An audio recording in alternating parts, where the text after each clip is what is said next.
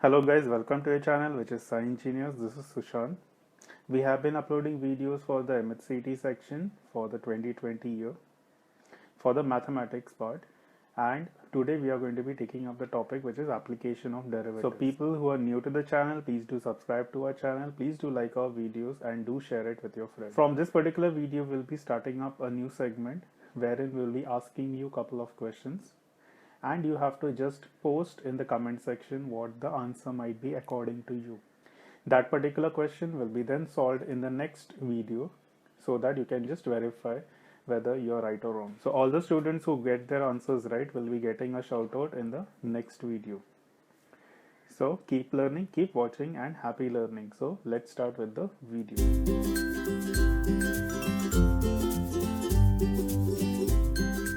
So the topic which is application of derivatives has many parts to it. We'll be seeing a couple of questions depending on different parts. So the first question is, if my function is f of x, which is kx minus sin x, and it is monotonically increasing. So basically this part comes under the topic which is increasing and decreasing function. So you just recollecting the concept behind it. So if we want to prove that a function is increasing or decreasing, using the concept of derivatives, we have to just simply find f dash of x. So if my f dash of x is going to be greater than 0, then it means it is increasing. And if my f dash of x is less than 0, that means it is decreasing.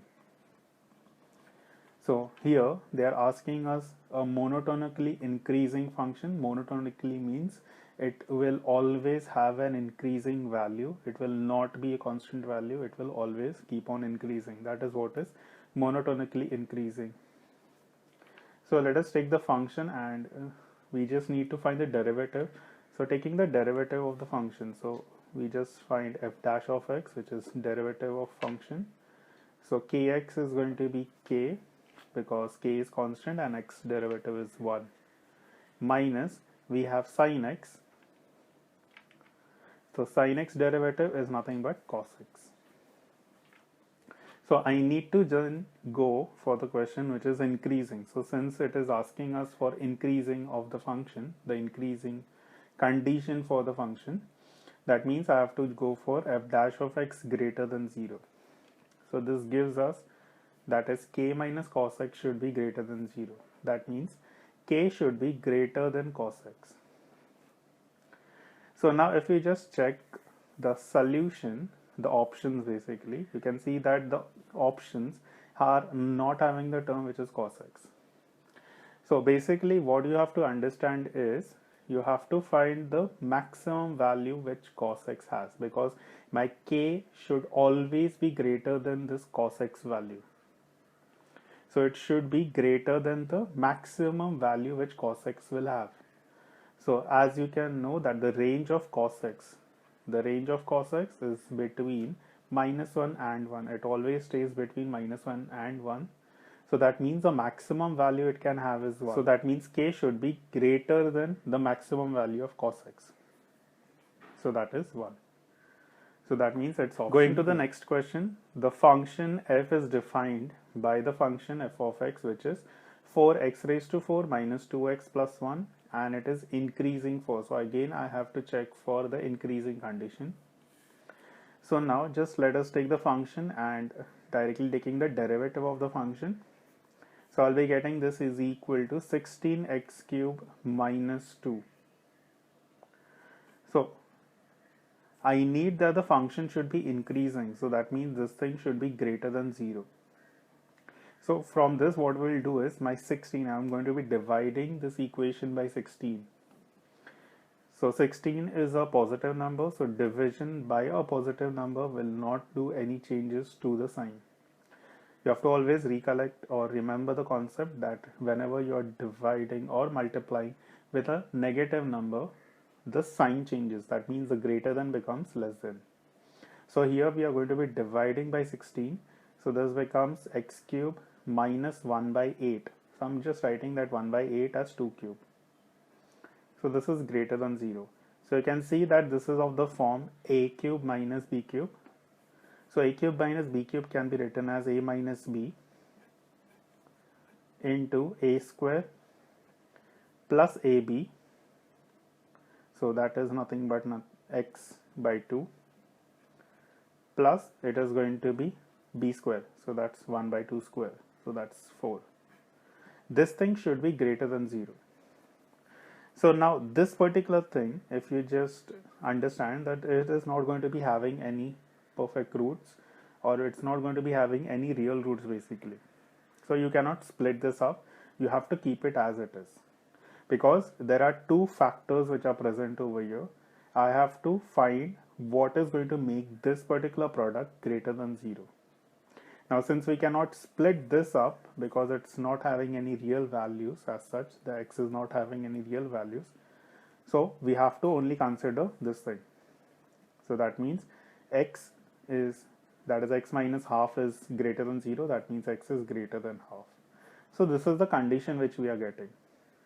So that is why the option is. So earlier two problems were related to your increasing and decreasing function.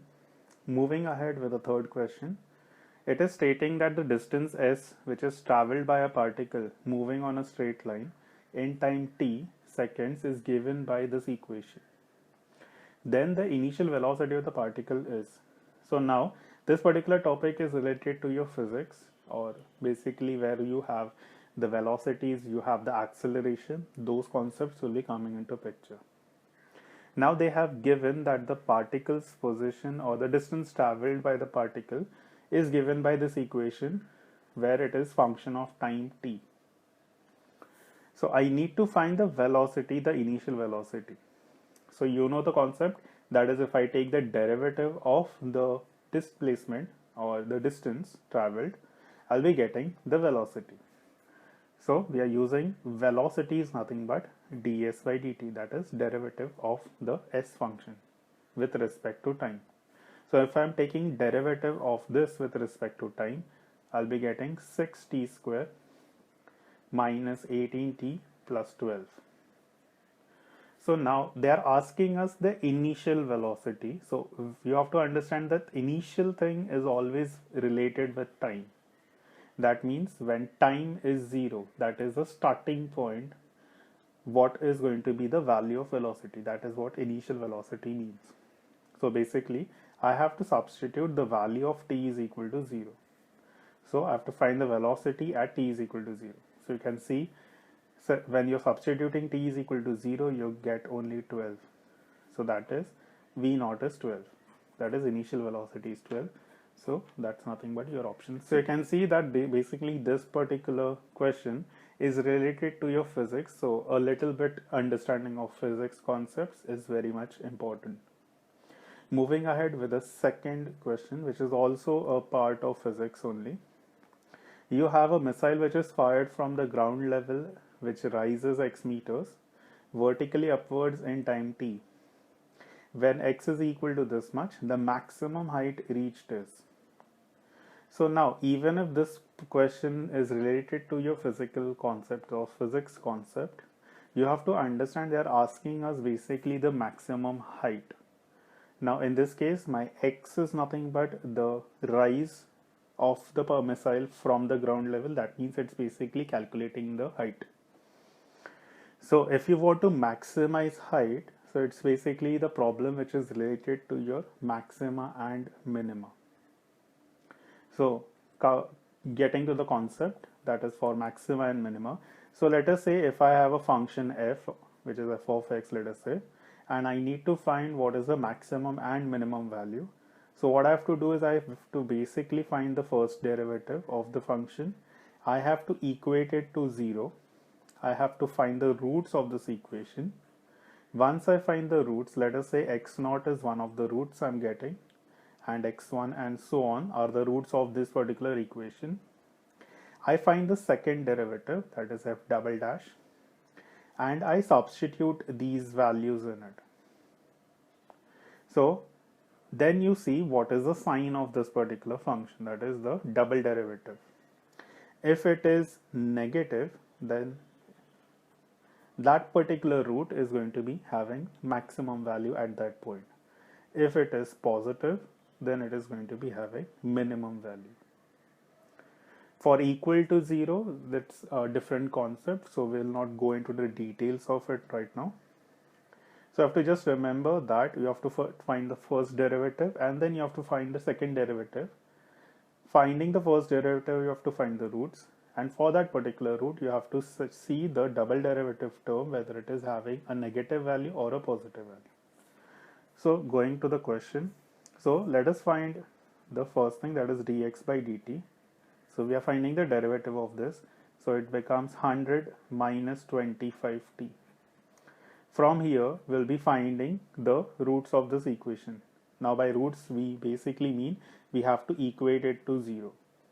So if I'm equating it to 0, I'll be getting t is equal to 100 by 25, which is 4. So we are getting 4 seconds as the value. This is only one root which we are getting.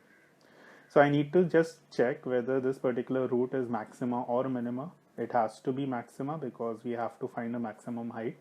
So let us find the double derivative. So we are taking the derivative of this again, and we get the answer as minus 25. So now if I substitute t, you don't have any t as such in this, but anyway, if I just substitute t as 4 seconds, I'm getting this as negative number. That means basically this point, or the root which I have got, is the point of maximum. Now in the question they are asking us what is the maximum height it is going to reach. So I have to basically substitute t in x. So that means 100 into 4 minus 25 by 2 into 4 square. That is the relation I need to just calculate. So you're getting the answer as 200 meters. So that's nothing but option A. Now moving ahead with the question number 5, we have oil is leaking at the rate of 16 meter cube per second from a vertically kept cylindrical drum containing oil. So basically let us see diagrammatically how it is. So we have a drum, a cylindrical drum, and there is some leakage in this drum. So there is some oil which is leaking from this, and the rate of this oil which is coming out is given to us as 16 centimeter cube per second. Now if the radius of the drum is 7, so the drum's radius is already given to us as 7 centimeter, and the height, so the total height is given to us as 60 centimeter. Then the rate at which the level of the oil is changing when oil level is 18 centimeter is asked. Now you have to understand this particular problem is nothing but a word problem which is related to your rate of change of a particular thing. So you can see from the unit itself, it's a clear indication that it is talking about the rate of change of certain things. So here they are talking about the rate of change of volume because it is centimeter cube per second.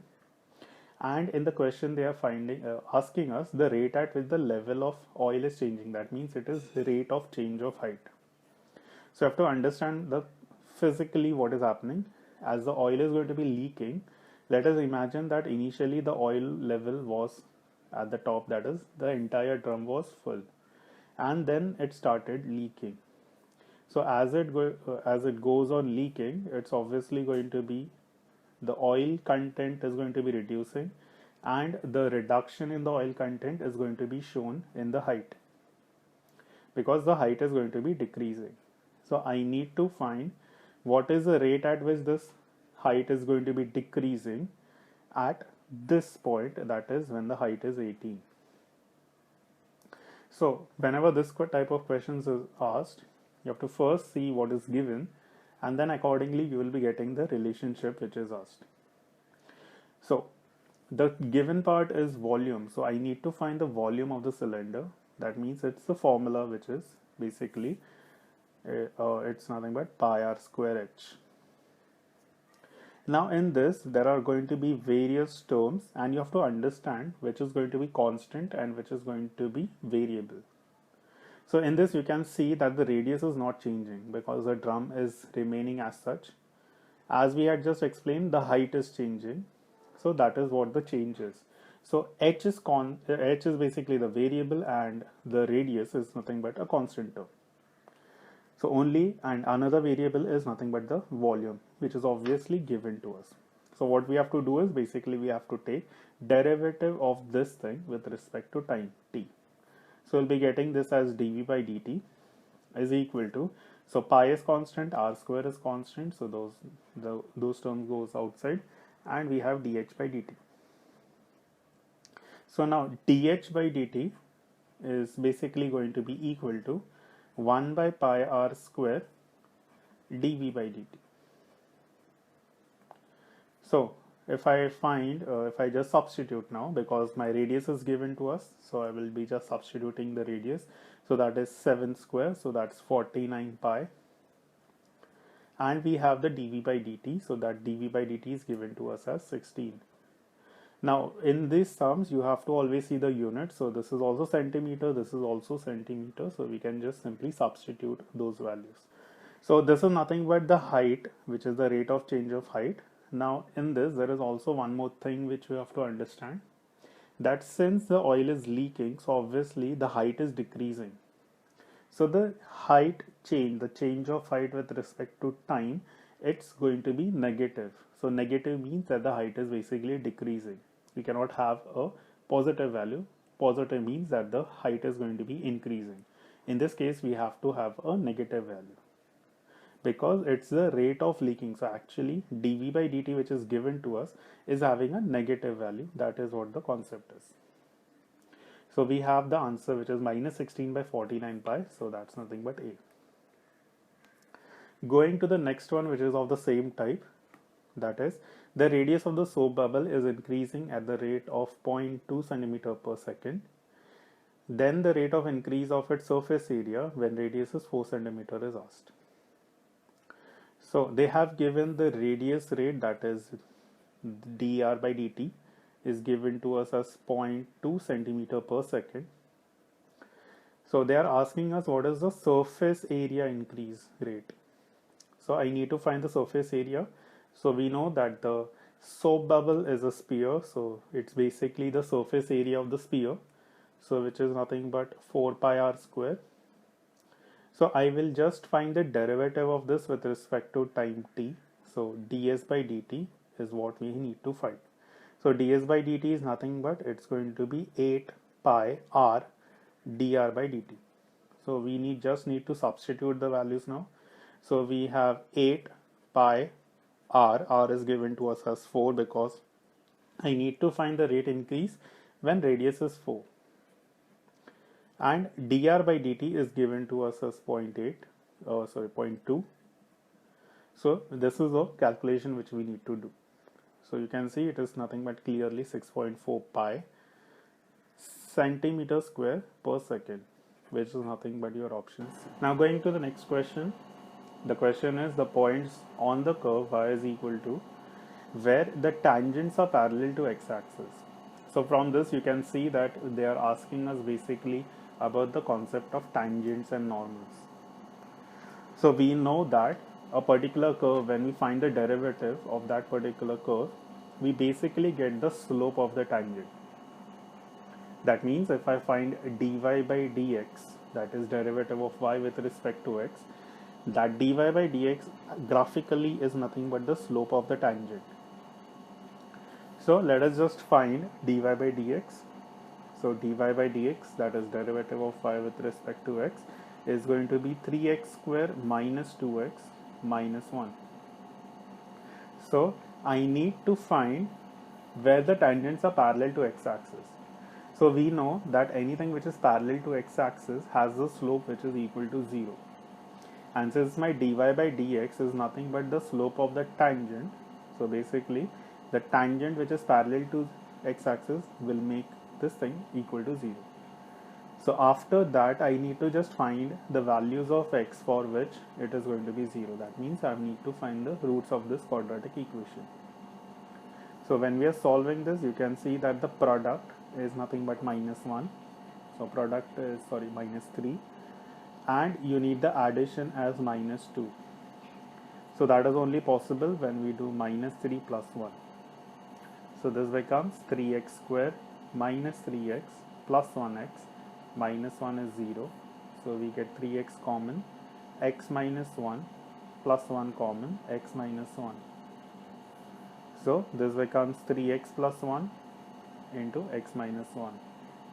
So from this we are getting the values, which is minus 1 by 3 and 1. So sometimes if we just from this itself you can get the answer pretty much, because x is going to be minus 1 by 3. So you can see x is minus 1 by 3 here, and also 1. X is minus 1 by 3 here, and this is minus 1, so it's not possible. So this is not a right option, so C is wrong. You have x as minus 1 by 3 and this is minus 1, so this is also wrong. And obviously A is also wrong. So only option which is there, which is minus 1 by 3 comma 8 is 6 by 27. So you can see that from till here itself we are getting the answer. But let us say that sometimes there are two options wherein we have minus 1 by 3 and 1. So what we need to do is we need to then substitute the values of x in y, and then you will be getting the corresponding answer. Okay, now since we have directly got the answers, we can just mark it clearly as B. Now going to the next part, the area of a greatest rectangle that can be inscribed in an ellipse is. So we need to find the area of the greatest rectangle that can be inscribed in an ellipse. So we will just draw a rough sketch of an ellipse. Let us say that this is an ellipse which is having this equation, and I need to find the rectangle which can be inscribed in it. So we are just assuming that the rectangle is, let us say, in this format. This is just for simplicity's sake, that inscribed rectangle is going to be in this form. So now the simplicity basically lies in the coordinate itself. So let us say that this coordinate is x1 comma y1. Now since it is a rectangle, it's symmetrical, the ellipse is symmetrical about the x-axis and also the y-axis. So you can see that the coordinate of this point is minus x1 comma y1. The coordinate of this point is going to be x1 comma minus y1, and this point is minus x1 comma minus y1. So since we need to find the area of the ellipse, area of the rectangle, that means I need to find the length and the breadth. So you can see that the distance of this is nothing but equal to 2x1, and distance of this is nothing but equal to 2y1. So area is nothing but 2x1 into 2y1, so that becomes 4x1 y1. That is length into breadth. Now area we need to maximize. So basically, to find the maximum area or the greatest rectangle which is asked, I need to find the derivative of this and equate it to 0, and basically it comes down to the concept of maxima and minima. But in this we can see that there are three variables, that is area is there, x1 and y1. But we know that the relation of y1 and x1 is present from this equation. Since x1, y1 lies on the ellipse, it will satisfy the equation. So we'll be getting x1 square by a square plus y1 square by b square is 1. So from this we can find what is y1. So y1 is nothing but equal to plus minus, it's going to be root of a square minus x square b by a. So this is the relation which we'll be getting between x1 and y1. So if I just substitute area is nothing but 4x1 into b by a root of a square minus x1 square. I am just considering the positive value for this because area cannot be negative. So I am finding the maxima, minima, that means I need to differentiate this a, and since x1 and y1, that is x1 basically can have different values, so x1 is a variable, so depending on x1 my area will be changing. So I am differentiating this with respect to x1. So if I am differentiating this with respect to x1, what I will be getting is, this is nothing but like a UV rule. We have this one function and this is another function. So it becomes 4b by a root of a square minus x1 square plus it's going to be 4b by a x1 1 upon root of this thing, that is a square minus x1 square, and it is going 2 root of this thing, and for this a square is going to be 0 and minus x1 square, which is minus 2 x1. So you can see 2 gets cancelled out, and let us just simplify this. We are taking the 4b by a common and just cross multiply. So this becomes a square minus x1 square minus x1 square upon root of a square minus x1 square. So from here we are getting 4b by a square minus 2x1 square root of a square minus x1 square. Now since I need to find the maxima minima, that means I need to find the root of this. This is equal to 0. So you can see this term goes that side and the constant goes that side. So we have a square minus 2x1, a square minus 2x1 square is 0. So from here we are getting the value of x1. So x1 is nothing but a by root 2. So we are basically getting the value plus minus x1. So we are getting 2 roots. But you can see that if my x1 is negative, my area will also become negative. So obviously logically it should be only the plus a by root 2, which is to be the solution. We are not going to find the second derivative because logically we have actually got the maximum point, that is a by root 2, and then we will be simply substituting in area and we'll be getting the answer. So substituting, I will be getting 4x1. x1 is nothing but a by root 2. So this becomes a by root 2 b by a root of a square minus, this is nothing but a by root 2 square. So it becomes a square by 2. So a gets cancelled out, and from here we are getting this thing as 4b by root 2 into, from here we are getting this as a by root 2. So root 2 into root 2, it's 2, and this gets cancelled with this. So answer is 2ab. So you can see it's nothing but option. So guys, as we had promised that we are having a new segment wherein we will be asking you a set of questions and then you will be just answering it in the comment section. So these are the 2 questions which we have asked, and the solution for this will be posted in the next upcoming videos.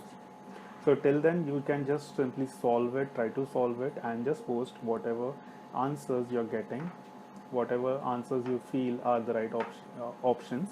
You can just write it in the comment section. So just stating the problem. So the question is that the equation of a motion of particle moving along a straight line is, so this is the equation which is given, where the unit of s and t are in centimeters and second. The time at which the velocity of the particle will be minimum. So this is the question and the time are given. Next, going for the last one, that is the function is given to us and which of the following is going to be correct. So it's basically going to be checking for the increasing, decreasing, or whether it is for maxima. So both these questions are related to either maxima, minima, and also this particular question is basically for increasing, decreasing, and maxima. So thank you guys for watching this particular video. Please do write in the comment section how do you find the videos, and do let us know in the comment section what more videos or more topics which you would like us to make on. So keep learning, keep watching, and happy learning, and stay safe. Please do like our videos, please do share our videos with your friends, and do hit the subscribe button. And also hit the bell icon to never miss a notification from us. So this is Sushant signing off for today. So bye.